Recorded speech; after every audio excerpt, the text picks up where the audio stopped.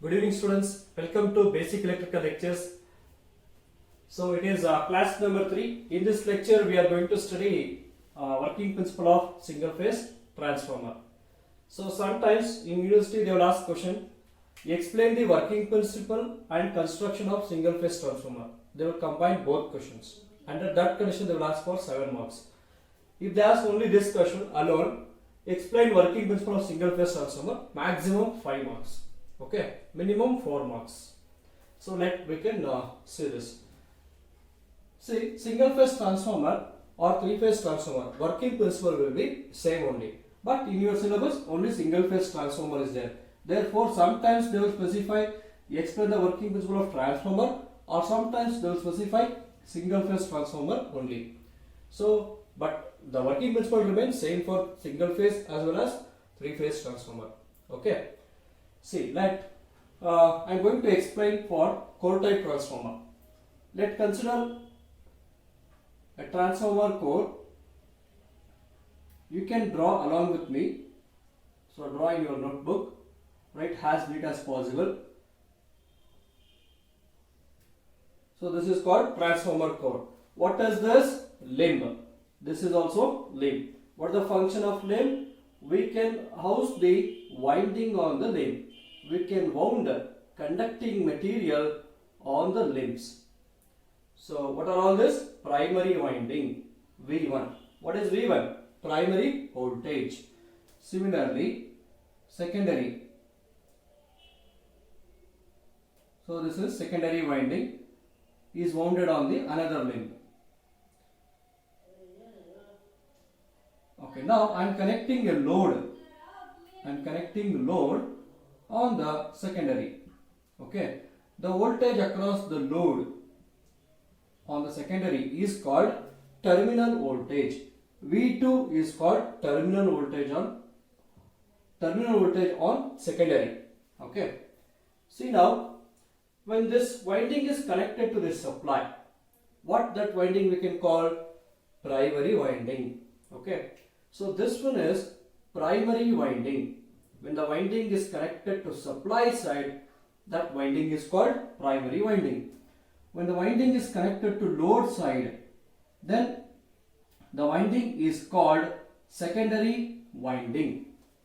Okay, now look at here. When the primary winding is connected to the supply, it becomes closed circuit. Then what happens? This primary voltage will drive a current. That current is called primary current. We know that whenever current flows in a conductor, around the conductor magnetic field is created. Now this current starts flowing like this. So it comes like this. So like this. So whenever current flows to the conductor, around the conductor magnetic field is created. So whatever the magnetic field created, the part of this magnetic field will also links with the secondary winding. Secondary winding. So this is called flux. Whatever the flux produced in the primary winding will also links with the secondary winding. That is called mutual induction. So this we can call it as yoke. Okay, this is called top yoke, and this one is bottom yoke. This one we can call it as bottom yoke. See, when primary voltage is connected to supply, which delivers current I1, whenever that current flows through the primary winding, a magnetic field is produced. The part of the magnetic field links with the neighboring coil. What is neighboring coil? Secondary winding. So whenever this flux links with this conductor, and EMF will be induced. Whenever this flux pipe links with the neighboring coil, and hence EMF will be induced. That induced voltage always opposes the applied voltage according to Lenz's law.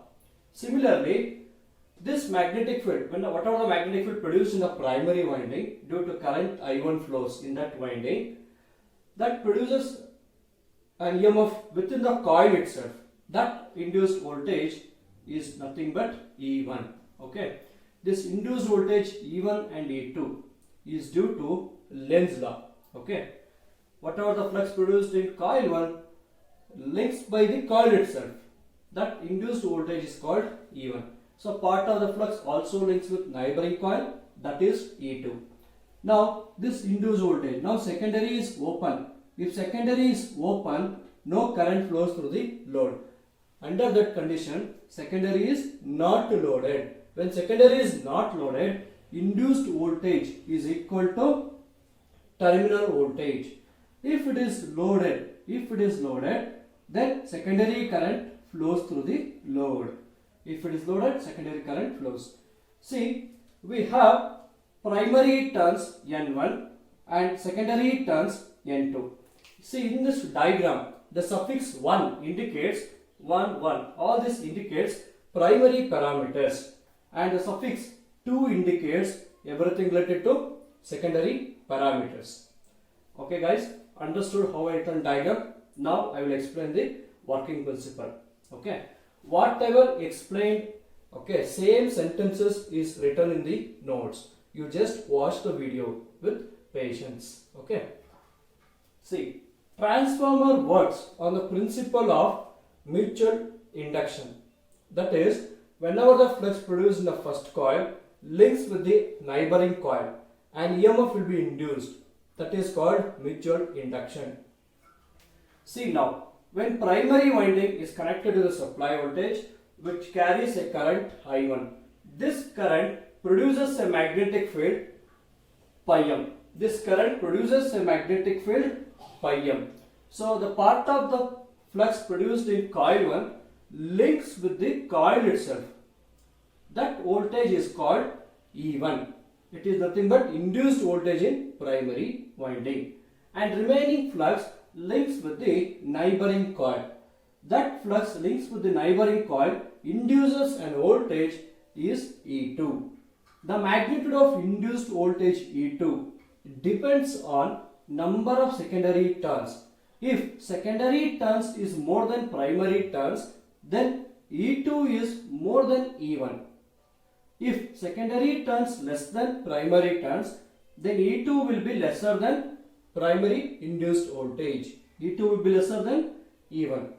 And if secondary is not loaded means like this. If secondary is not loaded, then induced voltage E2 is equal to V2. If secondary is loaded, then V2 is lesser than E2. Why? It means losses in the winding. Okay, due to losses in the winding, your V2 will be lesser than E2 when secondary is loaded. Okay, see now that current flows here. Understood guys? Whatever I explained, that you should write it in sentence. Now all this concept I will explain in one phasor diagram. Okay, instead of writing big sentences, if you written one phasor diagram, you will get full marks.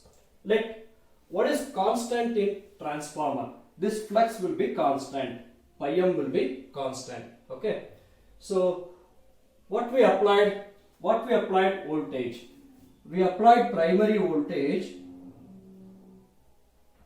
Okay, V1. Primary voltage V1 is applied to the winding.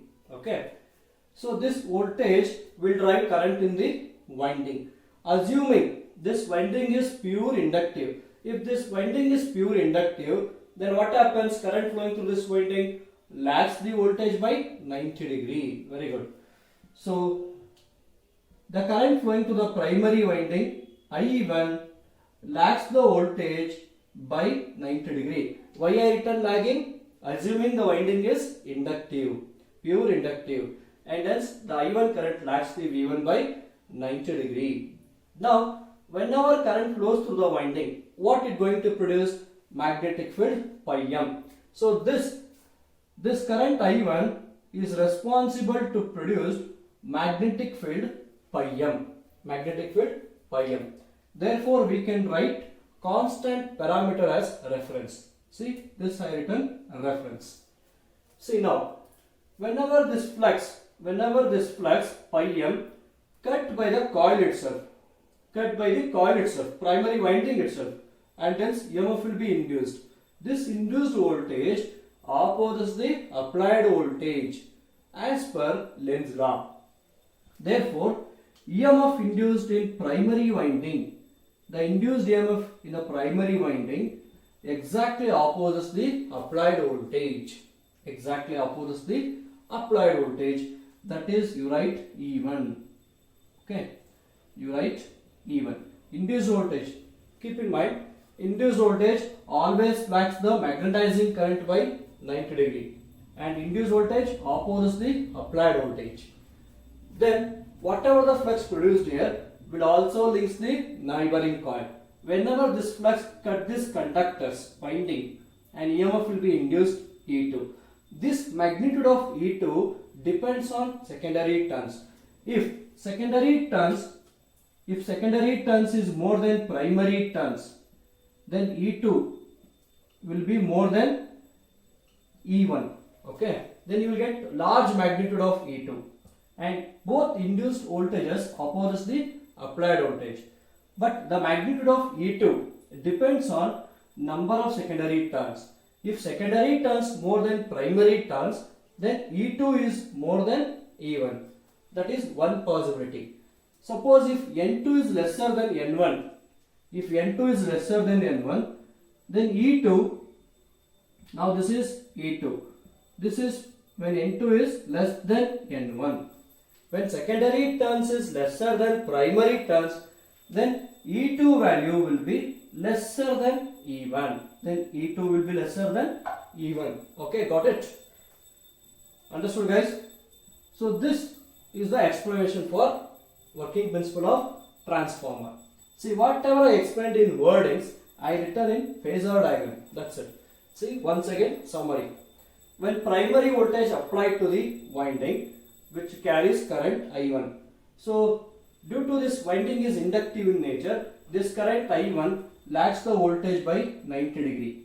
Okay. This current is responsible for producing what? Flux in the core. That is called maximum flux. So that flux pi m linked by the coil itself. That is called E1, induced EMF in the primary. This induced voltage opposes the applied voltage. So we written E1 opposes the applied voltage. Then part of the flux produced in the primary winding also links the secondary winding. So this flux cut by the secondary winding and EMF will be induced. That is E2.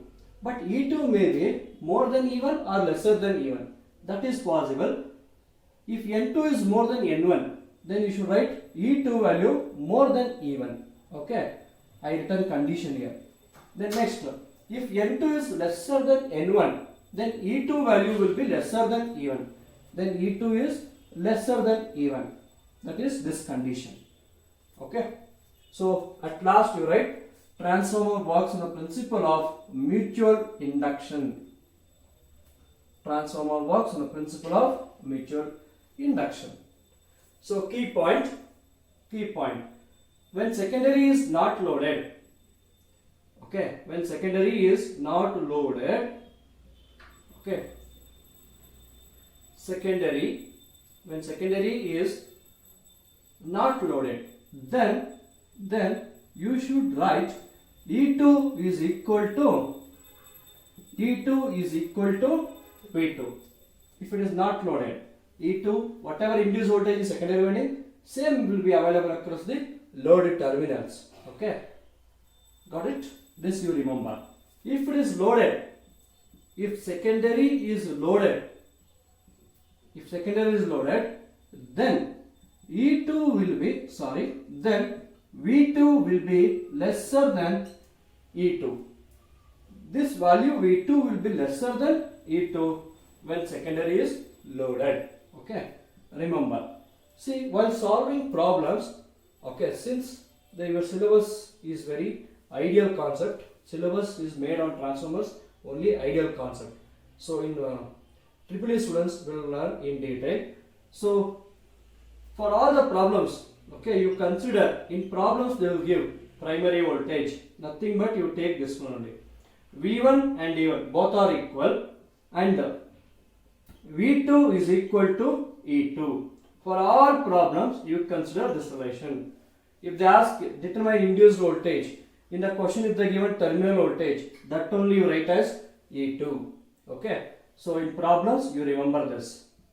Okay, in problems you remember this. V1 is equal to E1 and V2 is equal to E2. Means ideal transformer. Okay, it is nothing but ideal transformer conditions. If the transformer is ideal, okay, whatever the voltage you applied, that much voltage will be induced in this winding. Okay, that is ideal cases. If there is no losses, you will get entire voltage. So guys, this completes working principle of a transformer. Since they are asking working principle, you must write mutual induction. 2 marks will be there. Okay, for this, for that single word. Okay, 2 marks will be given. So, but you should write transformer works on the principle of electromagnetic induction, that is mutually induced EMF, and you should give statement for that. Whatever the flux produced in first coil links with the other coil also. That is called mutually induced EMF. That action is take place in transformer. Look at here. The primary winding and secondary winding are electrically separated. How they are linked? Magnetic. With the help of the magnetic circuit, both the windings are linked. Okay. Electrically separated, magnetically linked. Okay, got it? Guys, understood how I written this phasor diagram? Okay. Pause the video and then copy down. See, in the next video, I am going to explain derive EMF equation of a transformer. Okay. Bye bye. Take care. Subscribe Madi.